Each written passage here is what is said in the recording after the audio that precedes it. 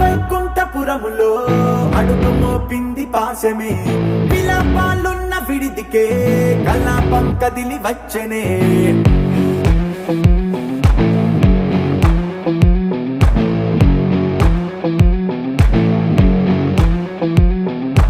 అలా వైకుంఠపురములో పట్టుగా చేరే బంధమే, అలై పొంగేటి కళ్ళలో ఉల్లాసా తీసుకొచ్చనే. గొడుగు పట్టింది గగనమే, కదిలి వస్తుంటే మేఘమే, దిష్టి తీసింది దీవెనై గణకూష్మాండమే.